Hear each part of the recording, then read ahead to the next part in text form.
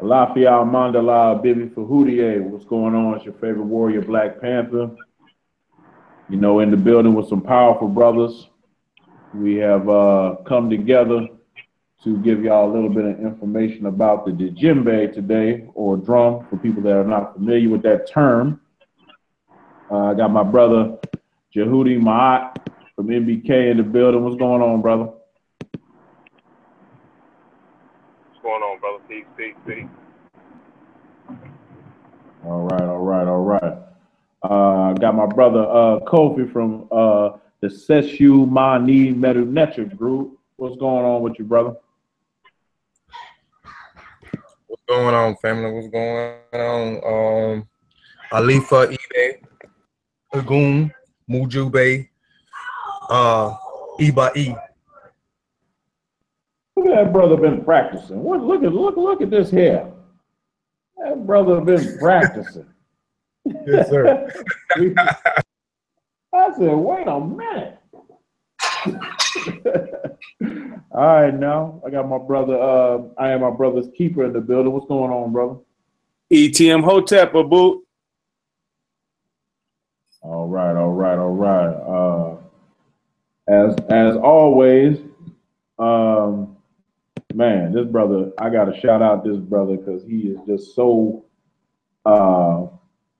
down for everything, man, and really, you know, brother that's always got his hand on the plow, supporting us, brother Sean.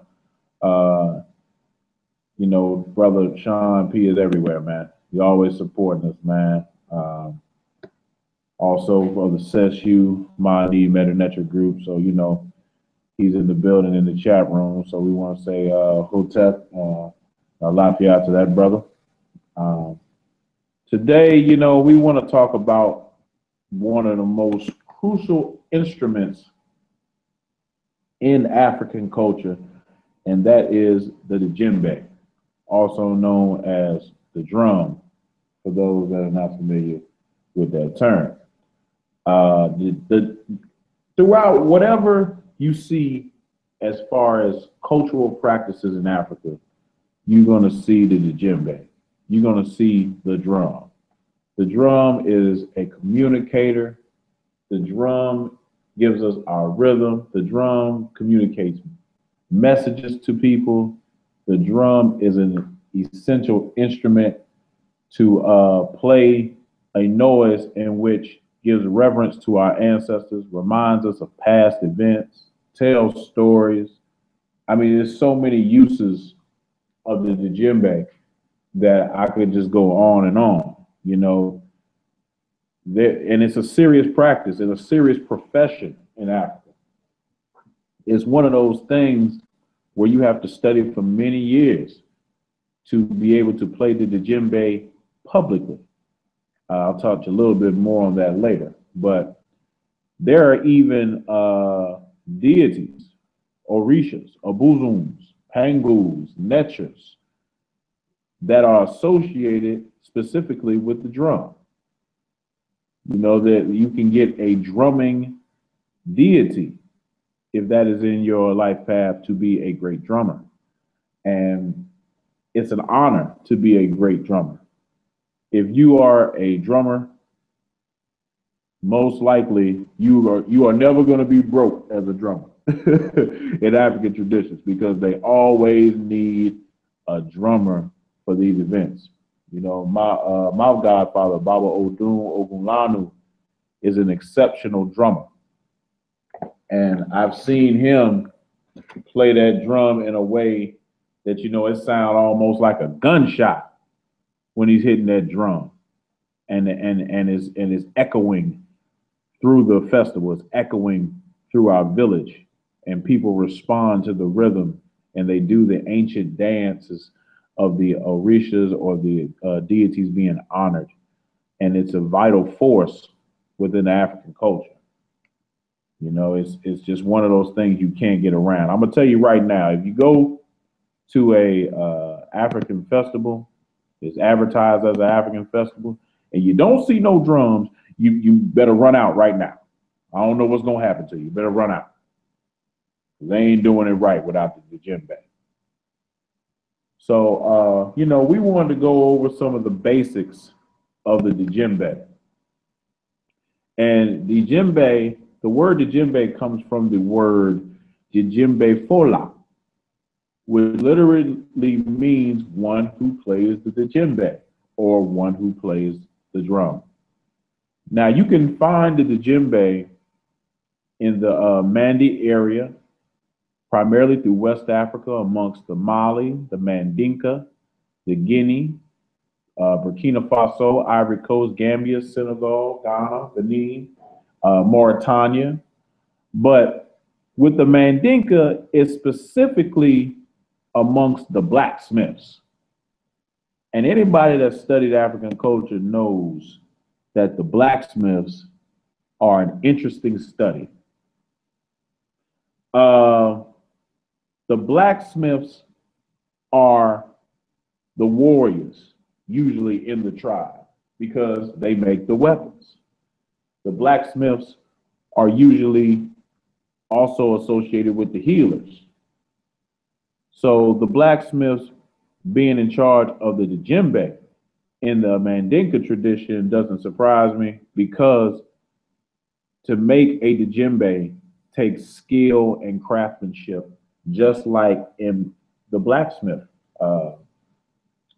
study. So they take the same amount of time and effort to make a drum as it is to make a sword or a spear or something of that nature. My brother's keeper just asked me what was the earliest attestation of the djembe.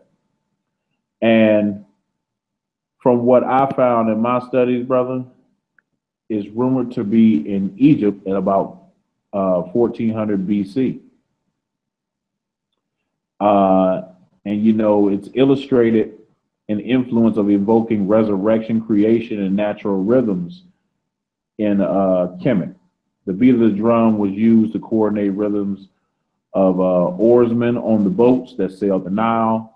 Also in ritual processions of priestess, and often depicted as playing the frame of the drum as they accompanied the sacred boats with deities. As we know, there were many boats in Kemet, solar boats and other type of boats that were dedicated to different deities. There's a stone relief. I think it was found during the early Ptolemy period that shows the priestess playing the drum before a set. The other depictions are usually women giving praise to Djhetuy and Maat. There was something called a frame drum, which they believe were played for the priestess in all the main temples, like Dendara, Ipatasut, Edfu, and Philae. This type of drum was used in all related temple rituals and was quite often found in tombs amongst other deceased burial goods. So I hope I answered your question. Outside of Kemet, there's a saying, and it goes, Unke DJ Unke Be, which is Yoruba that translates to everyone gather together in peace.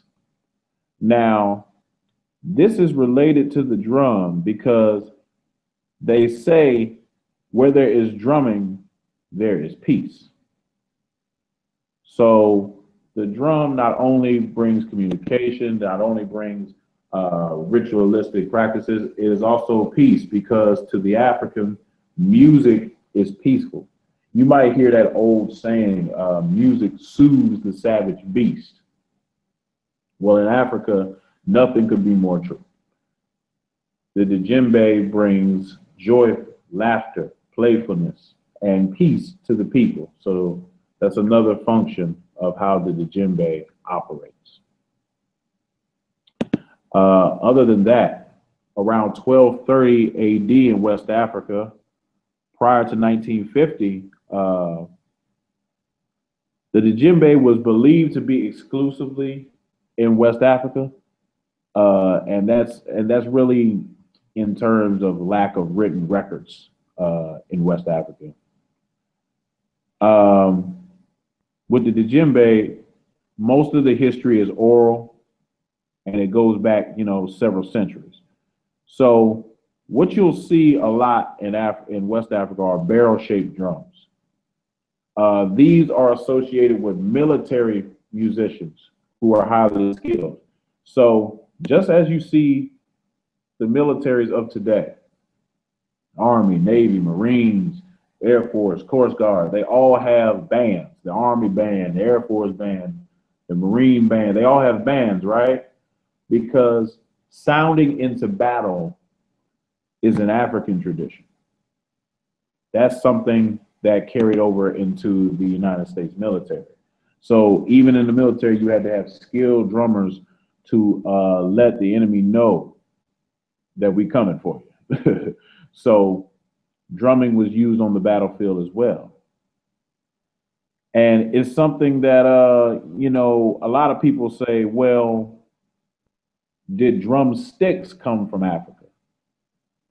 To my research, there haven't been any representations of drumsticks being found. Not to say that we won't in the future, but, right now we don't have any drumsticks. So Africans use their hands. And if you ever are taught by a traditional African priest or a drummer or someone like that, he's not going to be using no drumsticks. But I get that question, so I wanted to address it. The how of the Djembe is something that's covered in mystery, but there are, just like we have creation stories for deities, for like Pantha or Ra or Shango, there are creation stories for the Djembe. And I'm going to share one with you. And this particular story comes from the Yoruba people, and it talks about how the Djembe came into being. It says, long ago, men did not know the Djembe. In fact, the chimpanzees owned the Djembe. At that time, before guns, there was a trapper named Djhetuy. He was a leader of all trappers. The chimpanzees often came near his camp. One day, he went hunting and noticed the chimpanzees eating the fruit in the trees. They were entertaining themselves with a Djembe. The hunter said, "This thing they are beating is beautiful. I will set a trap so I can acquire it." He dug a hole and laid a trap. The next day, he heard the chimpanzees crying. The baby chimpanzees cried, the young chimpanzees cried, the old chimpanzees cried. The trap had caught the chimpanzee drummer. The hunter called his dog and went into the forest. The chimpanzees fled as he approached, leaving behind them the drummer. The drummer was caught in the trap with his drum. The hunter took the drum and brought it to the village. This is why the chimpanzees don't have the drum anymore and why they beat their chests with their fists. That's why they say goo-goo. It isn't a real drum that we hear today. It is a chimpanzee who has stopped breathing and is beating his chest.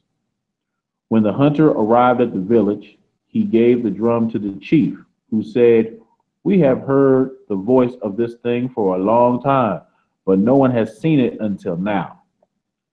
You have brought it to us. You have done well. Take my first daughter for your first wife." From that day on, the person who played the Djembe was known as the Djembe Fola. That is how we got the drum. The chimpanzees of the bush were men who went astray. They had done wrong, so the Creator cursed them and they became chimpanzees. Together, they no longer have drums and they have to beat their chest. So that's just a mythical creation story centered around the djembe, but you see the importance of the djembe in that story. You see how these chimpanzees cried when they lost their form of music. And if you think about it, if they were men that were turned into chimpanzees, the way they communicated was through the drum. So this once again speaks to how the drum is a great communicator.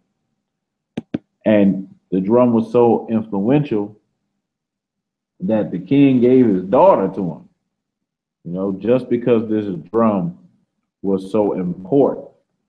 There are things called rhythm freestyles in Africa in which you let the beat of the drum take you. In that aspect, you're not beating the drum is beating you, as they say. And it just takes you, it's kind of like, how can I explain it? Kind of like a runner's high.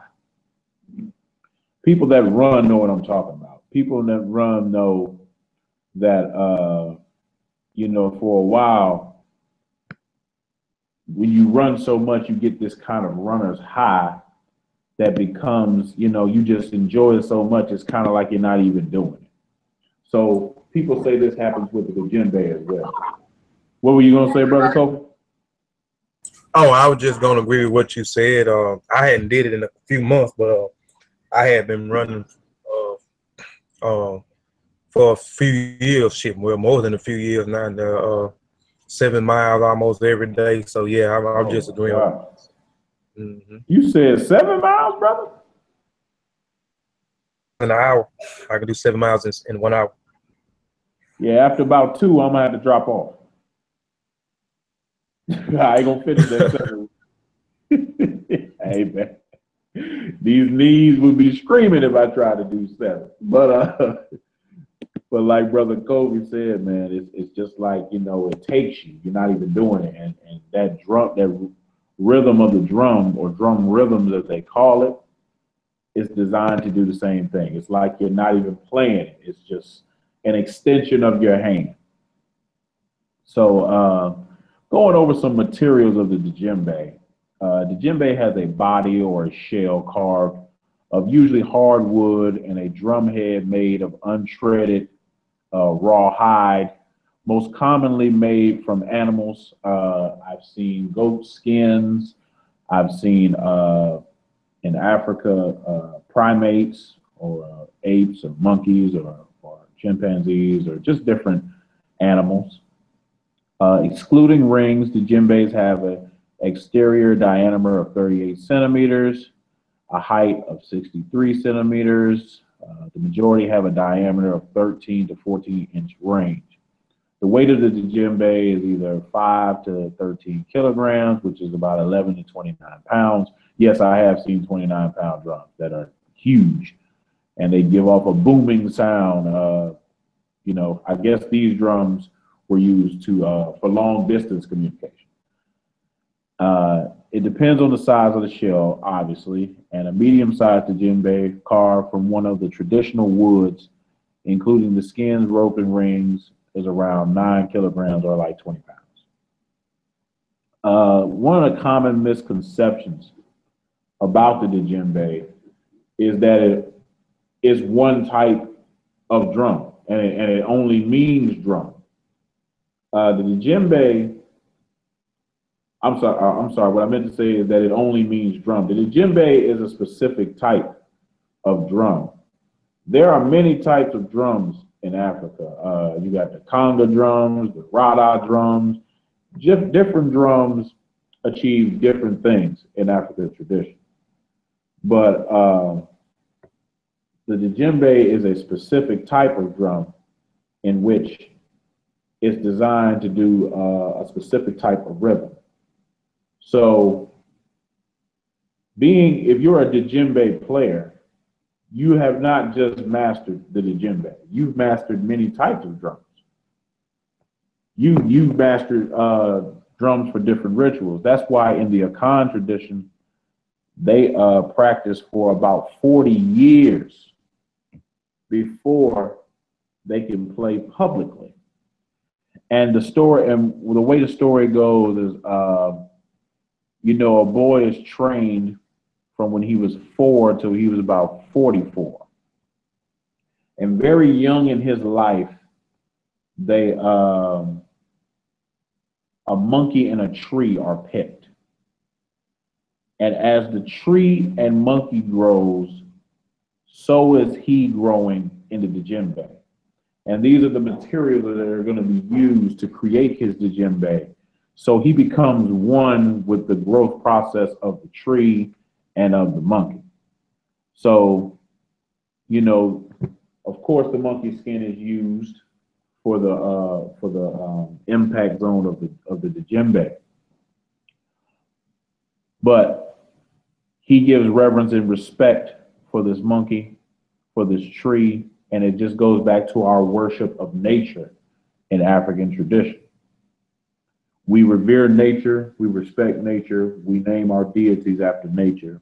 Nature is our all-creating force, which is time and space, and links us to the cosmos of the universe.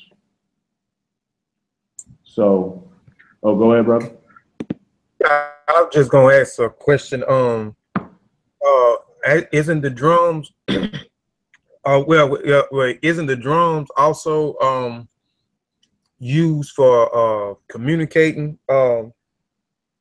with the spiritual world, and used for possessions and trances? And if so, because I know when you're dealing with certain rituals, you see because you mentioned rituals, when you're dealing with certain systems out of there, you will see, like you were saying earlier, the drums used in all African cultures, and it's, you know, dealing with a lot of their spiritual systems, the rituals that they're partaking upon.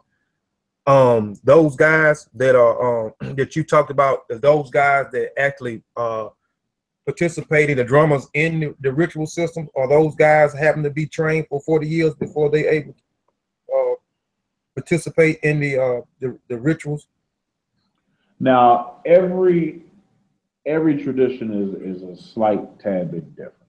So I know in a Khan tradition they train for about 40 years. I know in other traditions it may not be as long, but it's specifically it's specifically the Khan tradition that does the 40 years. Are the djembes used in rituals? Absolutely.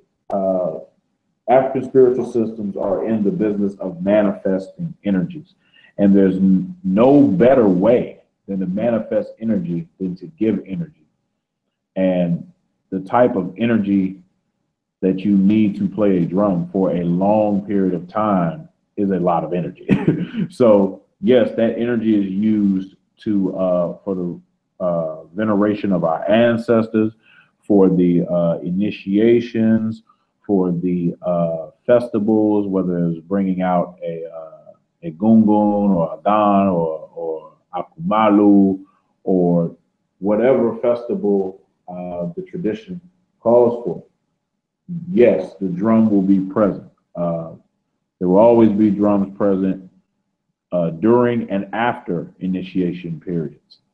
There will always be drums when honoring and venerating ancestors on a large scale.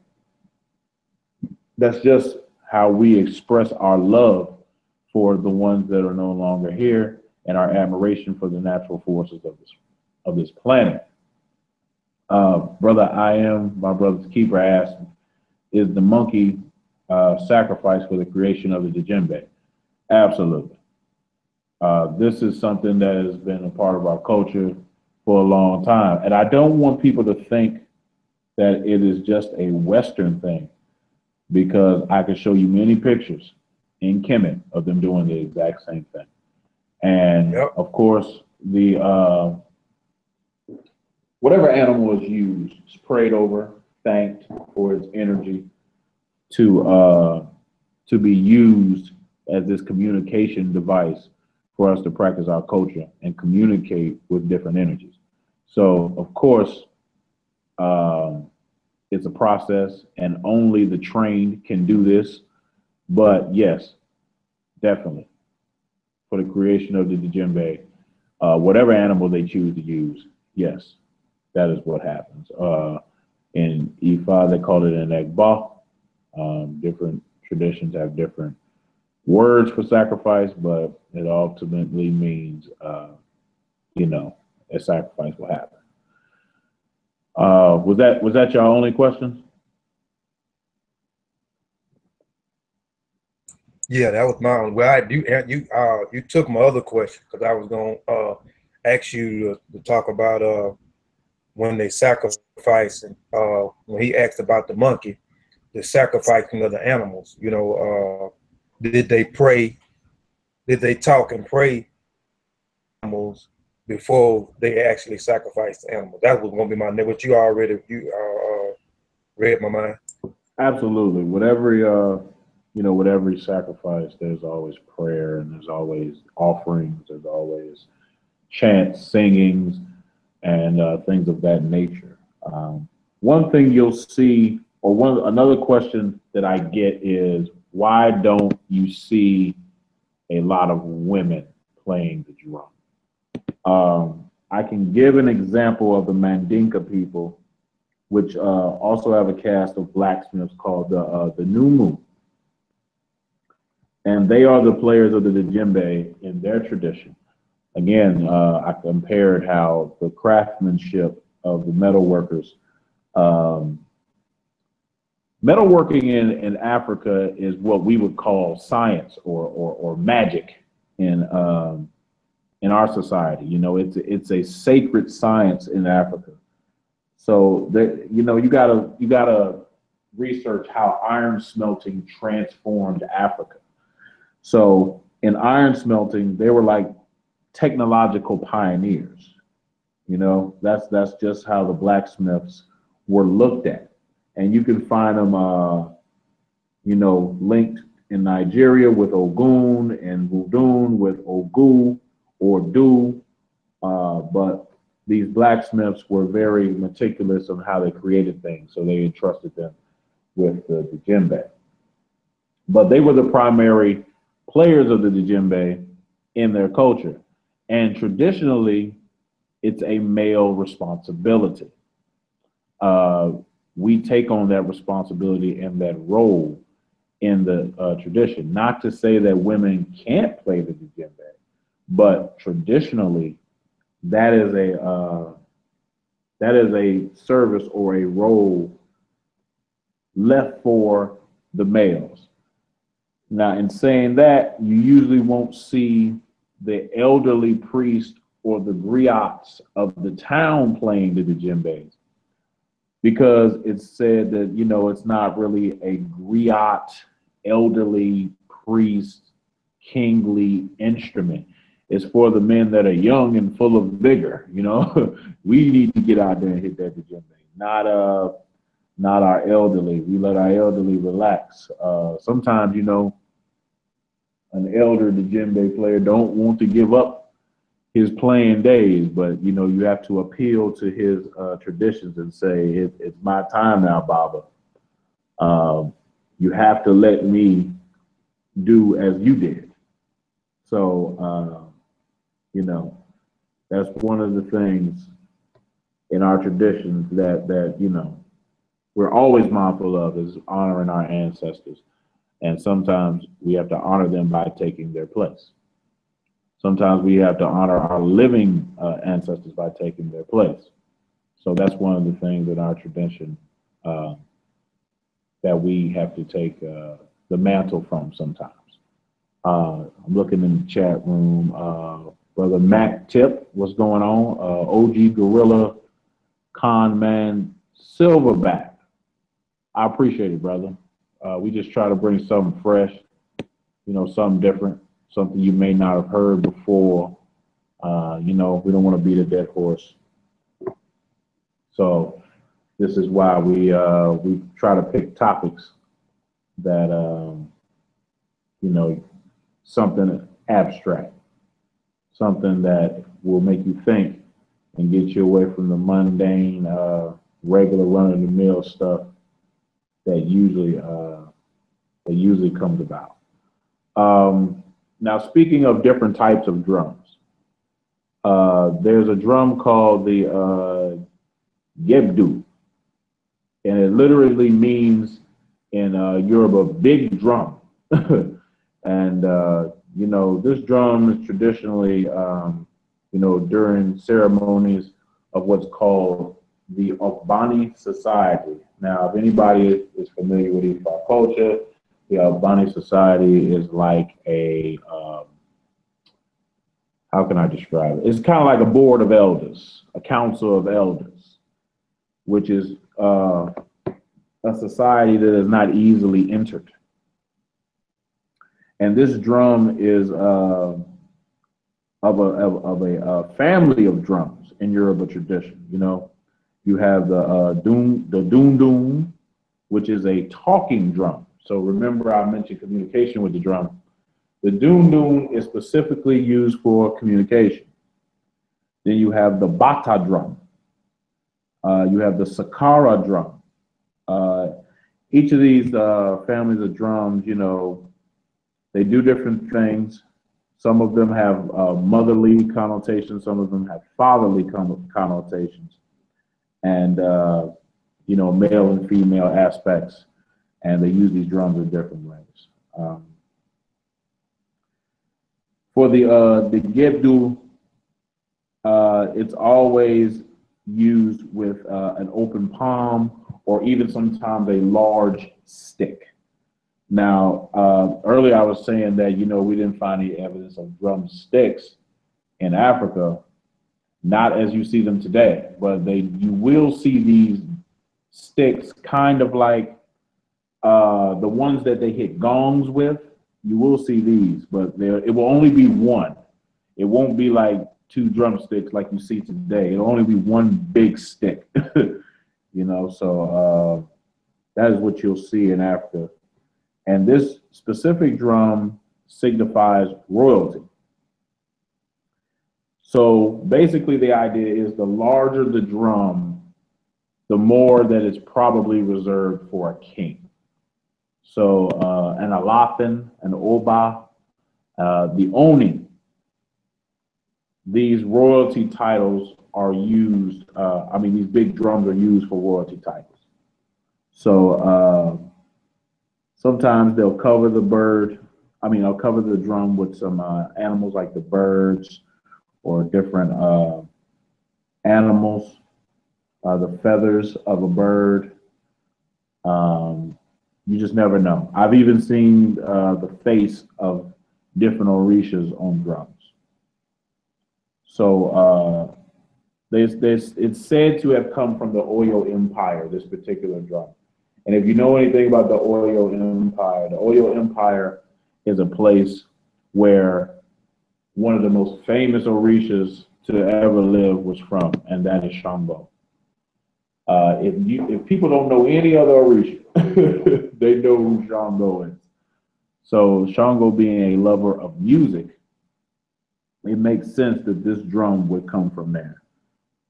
It's an old Yoruba proverb that says, unless the goat dies, no one can make a Djhetuy drum from his skin.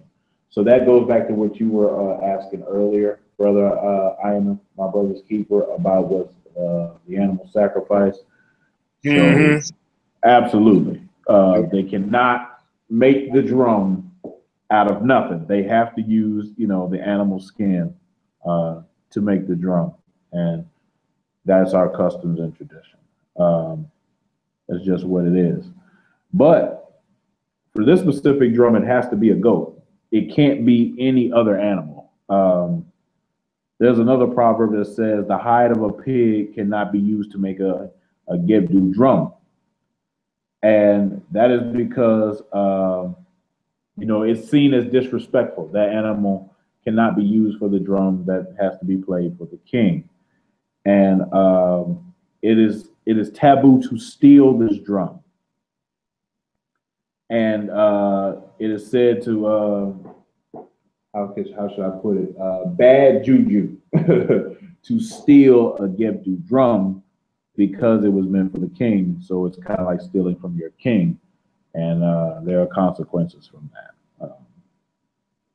If anybody is familiar with the originator of the Afrobeat movement, Fela Kuti, he used a lot of Djhetuy drums in his songs. A lot of them. So if you listen to a Fela Kuti record, you're probably listening to Djhetuy drums. You probably heard Djhetuy drums a lot. You just didn't know what it was. So it's definitely a beautiful drum if you've never heard it. But he used it a lot in his drums. Brother Djhetuy Maat, did you have something to add? Yeah, I got a little bit of information to cooperate with what you've been saying. Been going in with some excellent information. So we have, you know, the importance of, you know, you mentioned the griots. I wanted to kind of read a passage from this book titled Iammybrotherskeeper, A Life for the Djembe, Traditional Rhythms of the Malinke. And this book originally comes with a music CD, but I've had this book for some years and can't locate that CD at the moment. But I want to kind of touch on the term griot and what it means as it pertains to, you know, African traditions in West Africa. So it says here on page 16, the term griot means one who belongs to the caste of musicians and singers. At the time of the empires, they were either court musicians or touring musicians, similar to European bards in the Middle Ages. In the different ethnic groups, these musicians have different names. Among the Malinke and Bambara, they are known as Dieli or Jali. In Senegal, their name is Gewu, if I'm pronouncing that right. They all have in common early education and training as children in their respective families, with the boys receiving additional training in the playing of instruments such as the kora or bala, which is like the granddaddy of the xylophone. They memorize and recite endless texts, among those the genealogies of the dynasties and the history of the empires, as well as their wars and conquests. One of the best-known griots is Djhetuy Dua, the griot of the legendary Malinke king Sunjata. His melodies and words are handed down in the Hymn of Mali, a song which is deeply anchored in the memory of the Malinke, and to this day is often performed and is regarded fondly. So we see that elders and the keepers of the oral tradition, as Brother Ben was saying, is a very, very intricate part of African spirituality. And this is all over the continent. This is how we get the stories passed down that would later become the books and the narratives that we look at as far as creation stories, for literature that has been written. And, you know, for those of the brothers who have been able to travel to the continent and speak with elders and our brothers and sisters on the continent directly, they can, you know, reassure us that, yes, we have oral traditions, this is how we do things. We have brothers who are initiated in the various spiritual practices officially. We're not just brothers claiming to be anything. And specifically with Djembe, it is a task, a charge that is not taken lightly, and it is a very important role because it is incorporated into almost every form of life for the people in the Mandate area, and it stretches far beyond what has been attested according to modern scholarship, because there was a lack of communication to be able to communicate so quickly back then, where you can really, we didn't have a concept where we looked at the globe and was like, okay, all of that West African area, this is all of where Djembe is. Djembe was, there are people playing djembes in the bush somewhere we don't even know about. And, you know, they have rhythms and things like that, and it's a constant discovery of information. I wanted to add real quickly, not to hog the mic, I wanted to talk about the term Dunun is that word stretches across all in West Africa, because within the Djembe, what we call the Djembe Orchestra, we have a family, we create a family of drums that we refer to, and the other half of that family are the Dunun drums as it pertains to the Malinke people. And we have the Dunumba, we have the Songban, and we have the Kinkani. And I'll read one more quick passage out of here, and I'll pass the mic. So we got each Dunun has a cylindrical body, which is also carved in one piece from a tree trunk. On both ends, it is covered with cowhide. The musician strikes the drum with a wooden stick that is held in one hand, while the other hand simultaneously holds a metal stick that is used to strike an iron bell attached to the side of the Dunun. Talking about that iron and those blacksmiths, Brother Ben. The skin of the drum has two tones, open and muffled tone. For the latter, the wooden stick is pushed down on the skin. The Dunun come in three sizes. The biggest is also the deepest and is called the Dunun Ba. Ba is the suffix for big in Malinke. The middle one, the Songban, and the smallest one, the Kinkani.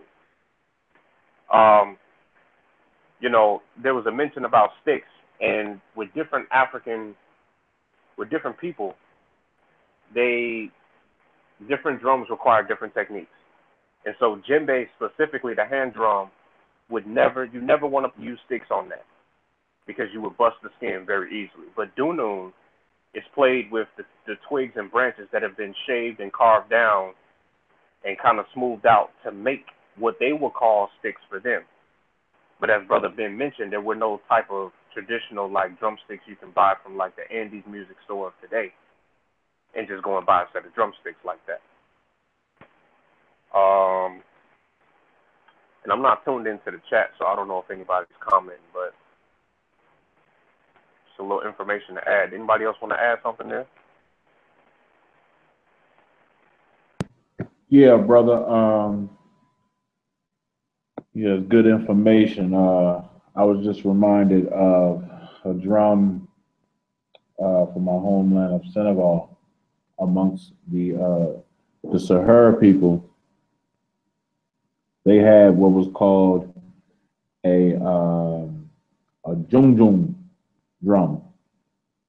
And this drum was played when Sahara kings and warriors went to war from the kingdom of Sini. So not only did we have drums for communication, for rituals, for joy, and for good times, we had drums to signal it's time to get down. So, it makes you wonder because hip hop is centered around drums. So, I know you probably never thought to think of this, but what type of drums are you listening to when you listen to some of these songs?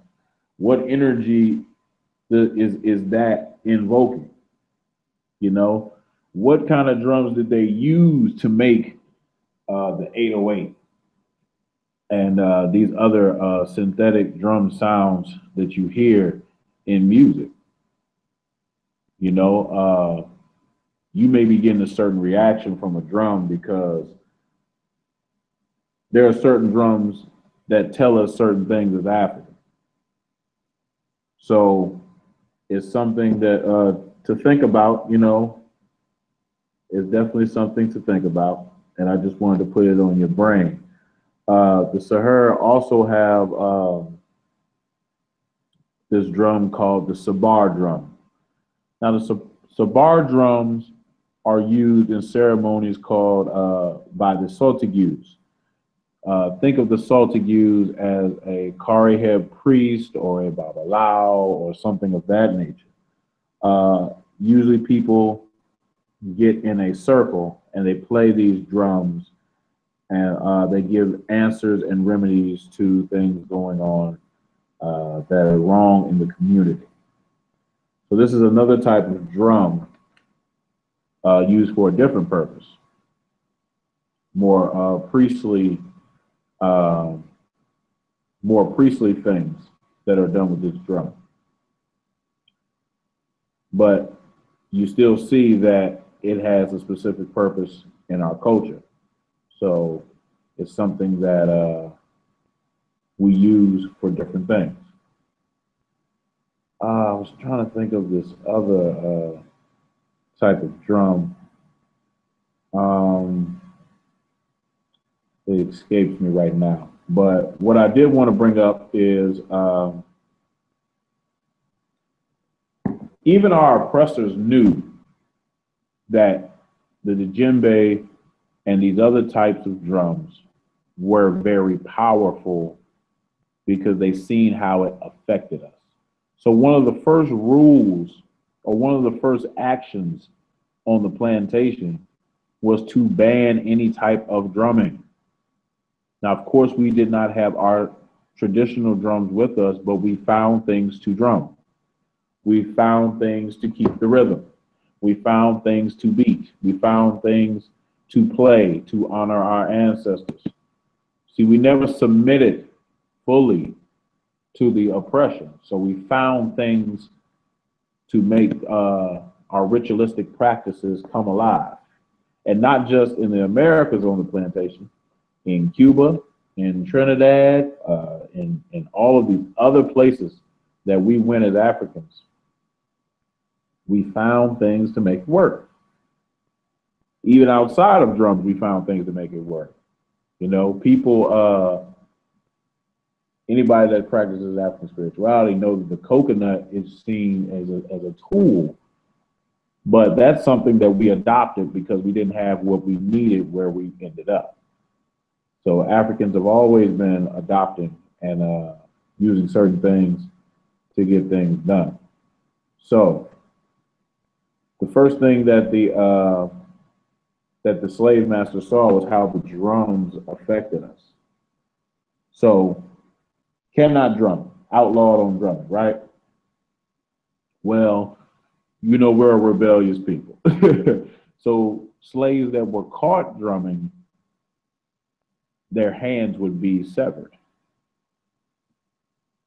So this is how serious that drumming was in our society, because if you go so far as to sever someone's hand, you're saying that this is a power I don't want to deal with, and this is a problem I don't want to deal with, and I'm gonna make sure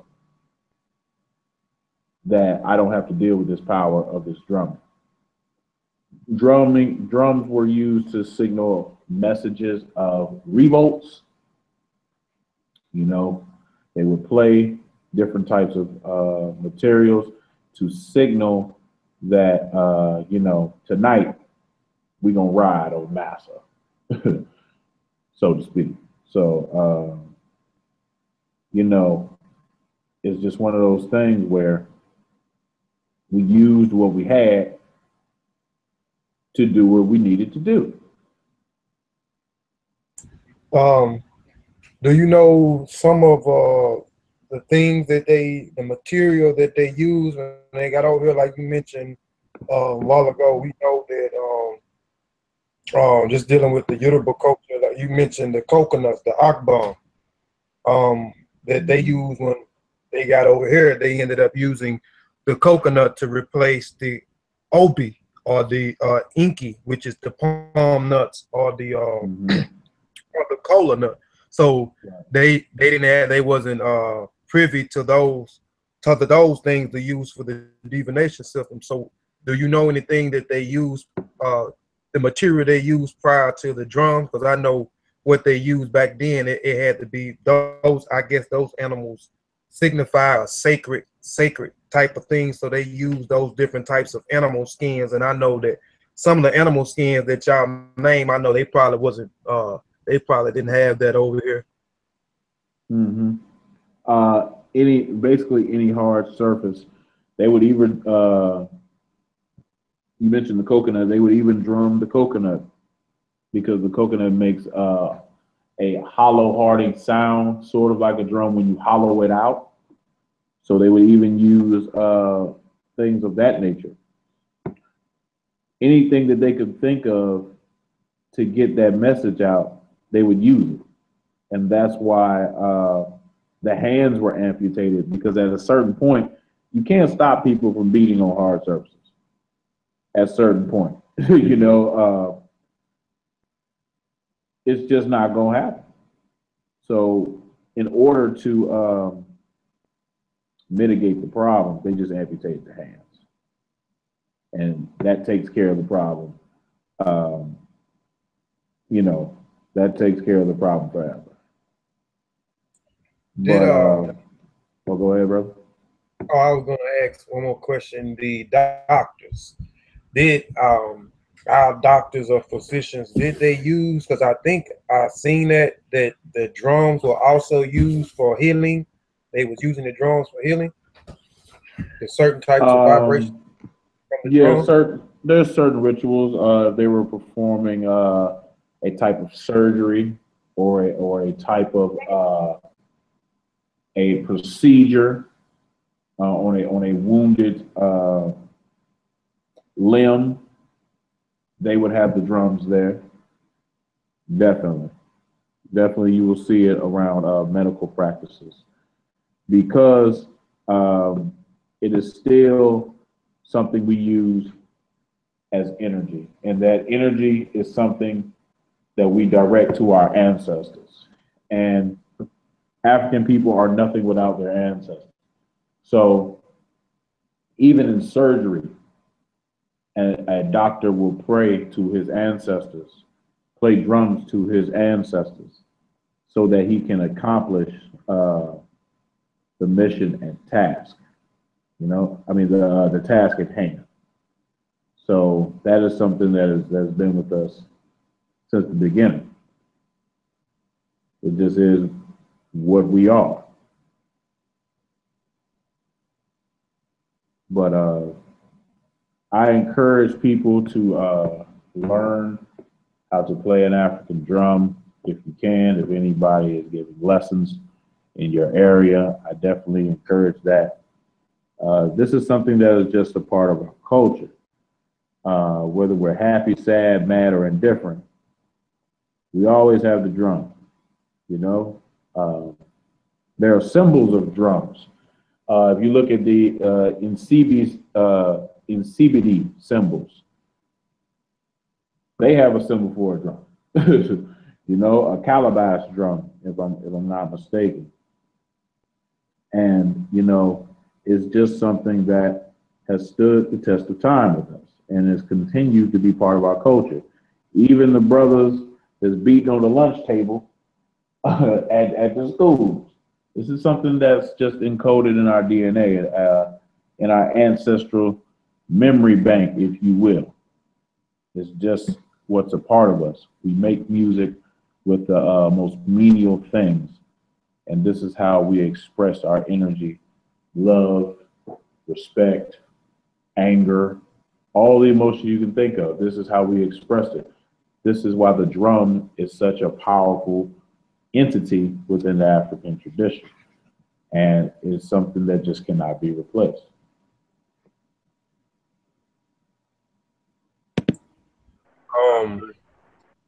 Djhetuy, where can you give us some places that we could, you know, I know I mentioned to you a while back about the drum. I was going to purchase a drum and hold down, and you tried to explain, the type of drums that I guess I needed to have. Can you give me and I guess some of the family out there certain types of drums that we should be looking for, or direct us to certain links or stores that may sell quality drums? Absolutely. I got a couple links for the fam. You can go to www.wula.com.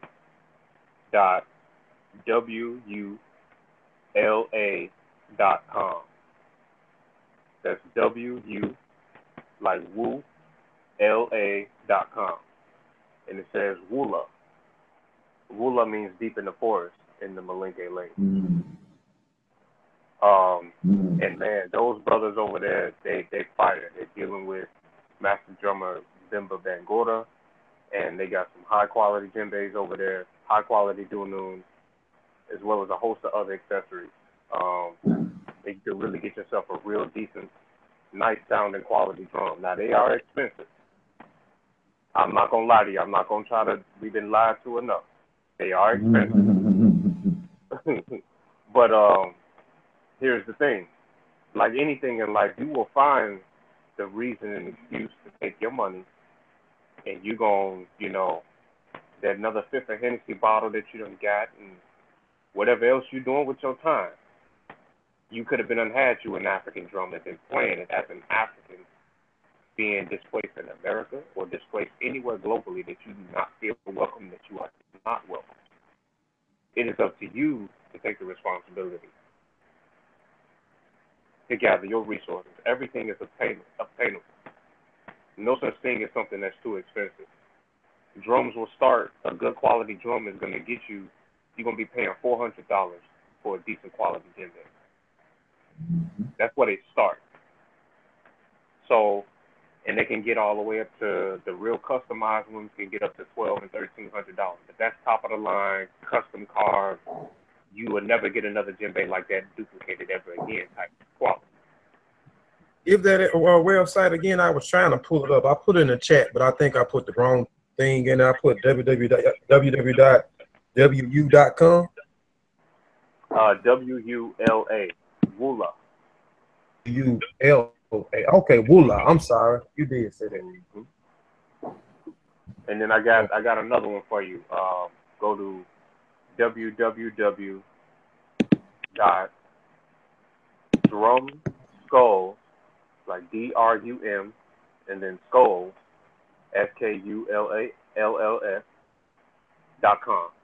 Drum Skulls.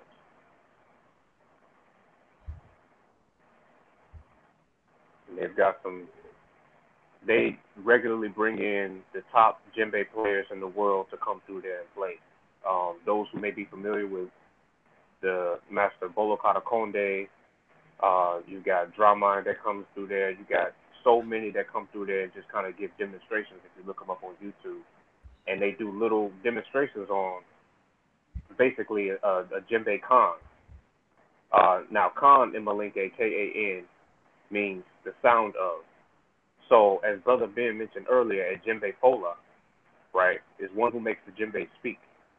And then if you want to refer specifically to that music and that energy that is recreated, we say the djembe Khan, which means the sound of. So, three sounds of the djembe: you got bass, you got your tone, and your slap. Those three forms of energy are what you're going to manifest to make the vocabulary when you speak with djembe. Bass, tone, and slap. And the brothers that come through that drum skull, they demonstrate it quite well. So check them out, drumskulls.com and wula.com, and you'll see the craftsmanship. Another thing I want to point out real quick is the oh, you want to say something, Brother Kofi?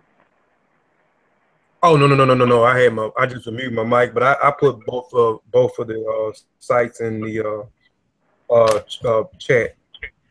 Mm-hmm. Okay, cool. Brother Ben mentioned the numu of the Malinke. Now, this is just this is my opinion. Let me be clear. I'm not saying that this is what's going on, but this is what I think. Is that we understand dealing with the conversation of Kemet. And we understand that we built things that last right now, that's still standing today. And we understand that our people had a language and a system within that language of how to do everything that we did. So when we come to djembe drums and other drums that were mentioned, we notice the discipline and the level of craftsmanship, as Brother Ben mentioned, that goes into making the drum. We witness that because when you see the different designs, you can get your name on the side of this drum in any language. You can have any possibility, and it brings us back to that creative thought process that we have, where we're always going to adapt to our environment and adopt things to make things work. We're always going to make sure that we express this phenomenon the best way we can.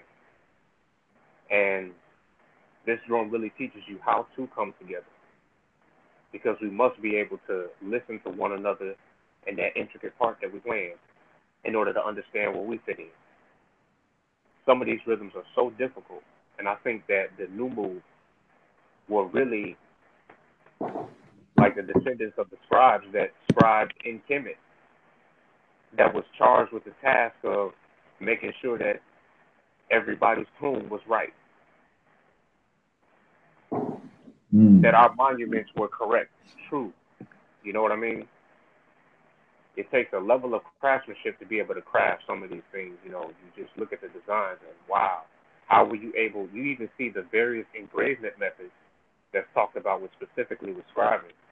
And the other brother, Djhetuy Maat, is doing some great work over there. Let's give a shout out to him.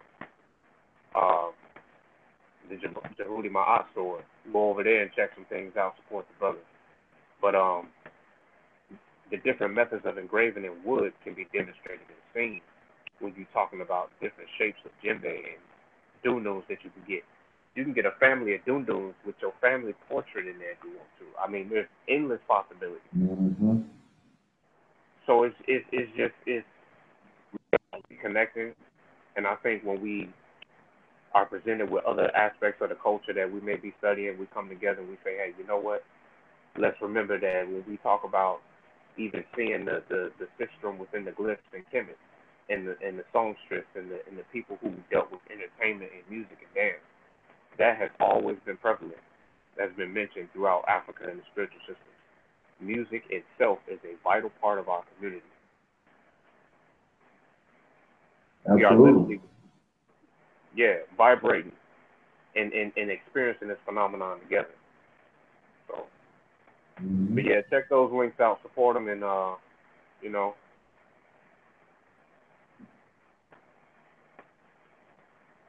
Absolutely, man. Absolutely.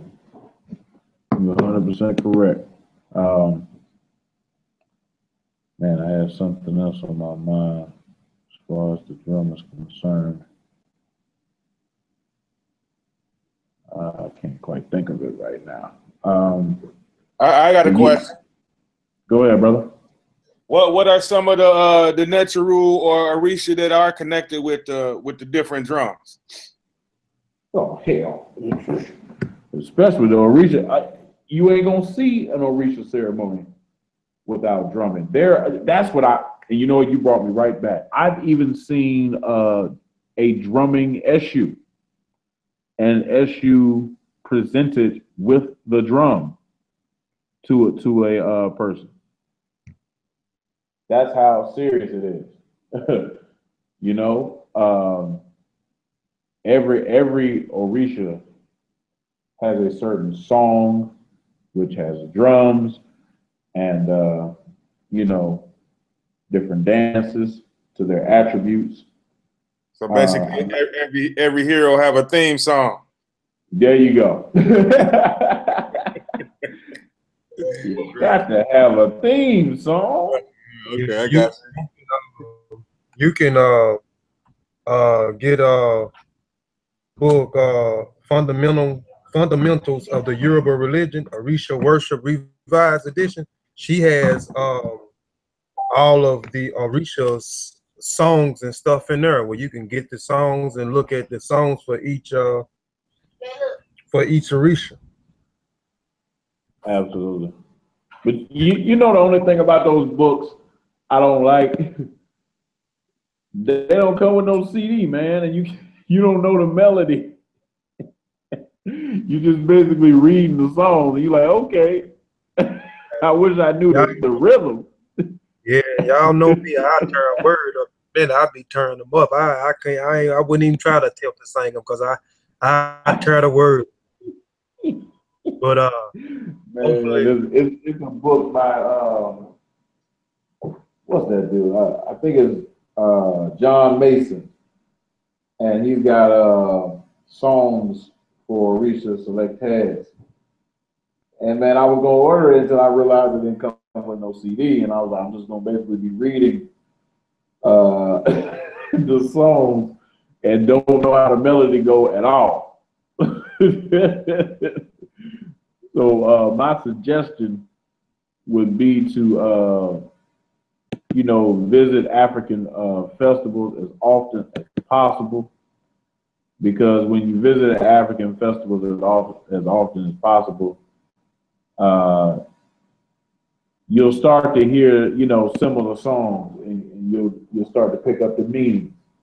That would be a better way to get in touch with the music, in my opinion. But you can always take classes on how to play the drum. There are a lot of classes to learn how to play African drum.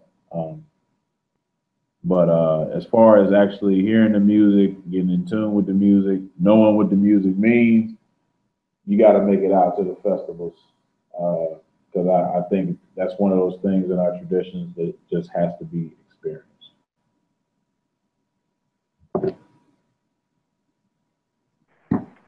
I agree wholeheartedly.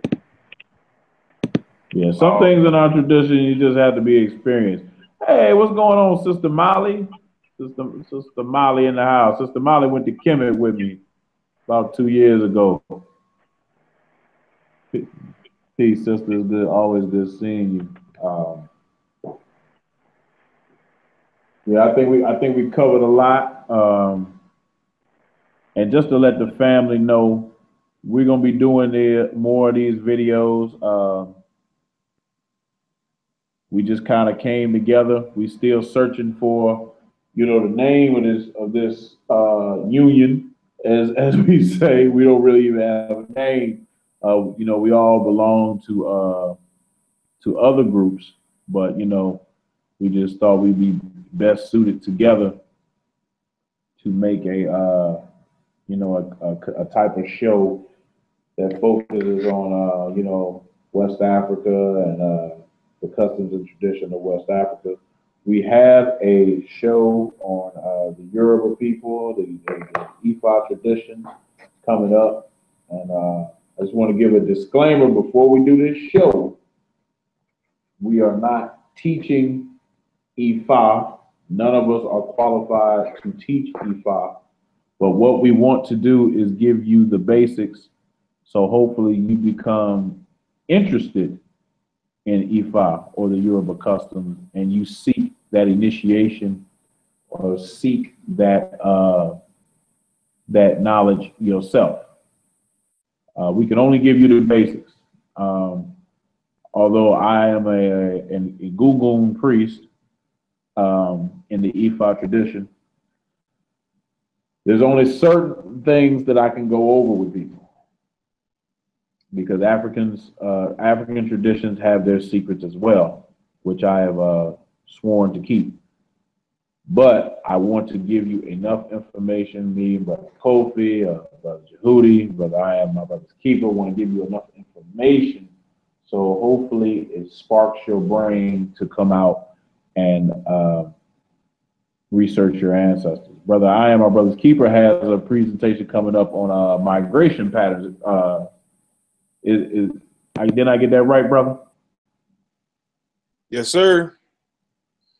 Now that's going to be an interesting show, because migration patterns tell it all. And you know how people like to come at you and say, "Oh, y'all need to stop being Egyptians, or stop trying to be Egyptians. Your people ain't from there." And then we get into the migration patterns. And you see, man, our ancestors went everywhere.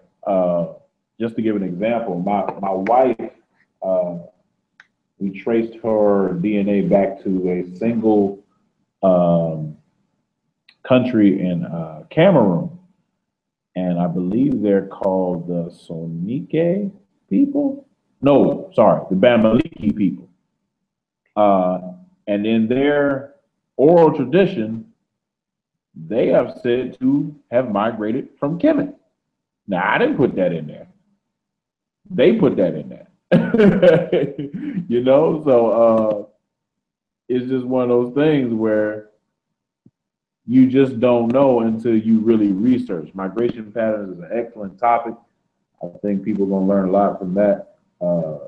Brother Djhetuy Maat, is going to be in a later video actually playing the drum for us, actually playing the djembe for us. You know, so you get some live, hands-on, you know, experience. If you've never heard of the djembe, if you know, you've never been in that presence, we gonna get that experience too.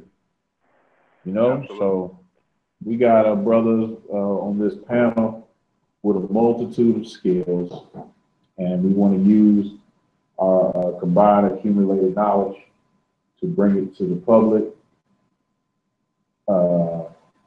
Hopefully you will tell your friends, and we can start reaching the masses at a higher level.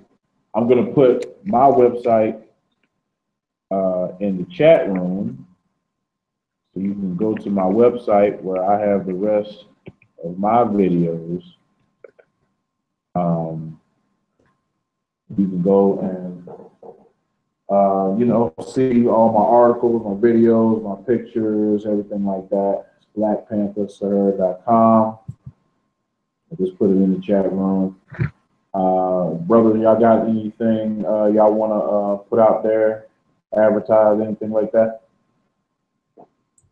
Yeah, I just gonna tell people to go check out our channel. I'm a part of the Seshew Maat group. We deal with the language over there, so go check out support our page. Also, you know, go to Amazon.com and get our book. Also, the rebuttal to Walter Williams. That's about it. And just stay tuned to what we got on these brothers here, what we got going on with the classes. We won't let you down. Absolutely, man.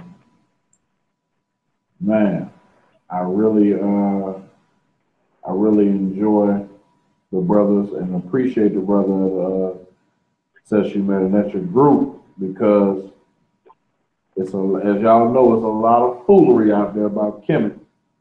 A lot of people making it up as they go along, and you know, that's just what we cannot afford to do as a people, because every generation there's a time where we have to bring the guns to blazing, and when you go on guns to blazing with information against white supremacy, and you making up stuff as you go along, them white boys gonna beat you up. I tell you that right now, because they gonna have all their ducks in a row. So we gotta have all our ducks in a row, and we gotta be honest and truthful about what the text says. So we appreciate everything that the Seshew Metanetra group is doing, brother or Siba Ujawu. You know, peace to that brother. Peace to my squad, Don Raw squad. Peace to the Mossi Warrior clan. All the squads out there, NDK, you know, all the brothers doing their thing, man. We appreciate y'all. Dagger Squad, Voices of Fire, everybody, you know. In the future, you know, we're gonna have to get some of them brothers on this show, man. You know, make this thing a real Sunday. I don't want to say Sunday school, but you know what I mean. But yeah, anybody else got anything, man, before we close this thing out? No, I'd just like to thank y'all for the information y'all shared today. Appreciate it. All right, cool, man.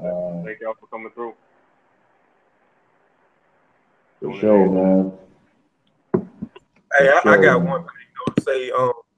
Whoever we have on the show in the near future, I just ask that they demonstrate Iwa Pele, and that's good character. I mean, anybody we talk about, we African people, we are descendancy, or we're our ancestor, our heritage goes back to Africa.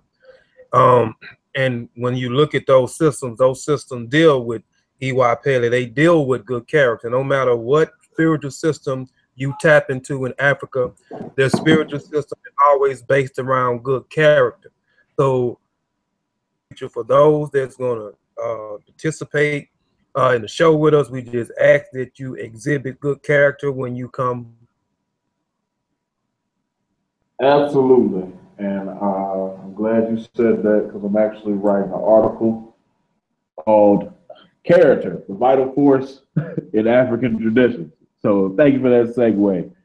I'm working on that right now, as well as my presentation entitled Energy, Another Vital Force in African Traditions. So I'm good. One of them is going to be a presentation. The other is going to be an article. I'm going to release them at the same time on my website. So, you know, maybe, you know what, I can just release the presentation on here. We can do that one of these Sundays when I get it all the way together.